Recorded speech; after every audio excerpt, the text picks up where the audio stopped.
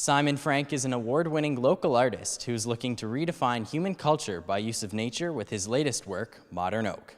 A lot of my work, since I began making work about 17 years ago, revolves around, trees, if you want to put it simply, trees or the landscape. And the works in this exhibition, I guess, continue that, only I think they're a little bit more connected to the landscape tradition in art. You know, throughout art history, the landscape has been a subject that we people have dealt with in different ways, culturally looked at it in different ways, and the 10 works in this show perhaps carry on that tradition, but in a very contemporary sort of way. The inspiration for this collection began in 2005 with the installation piece Brush, which can be found at the Niagara Escarpment in Hamilton.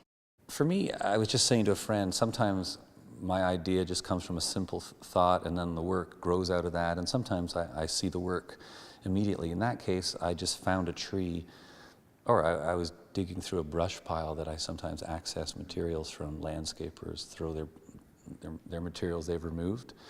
And I just found a tree that was interesting, and I thought, oh, it'd be interesting to paint a painting with the tree as a brush. And that led to 2005, where I set a canvas up on the Niagara Escarpment near where I live in Hamilton, and I sort of had this epic, heroic, absurd struggle to paint what I saw in the plein air tradition, get outside and paint what you see, only using a 12-foot cedar tree as my paintbrush.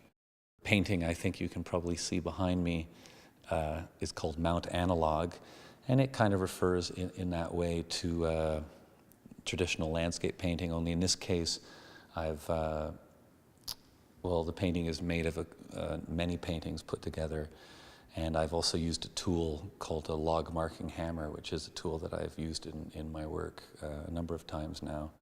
It's actually a hammer that's used in the logging industry to brand trees. So in this case, the log mark is an actual tree.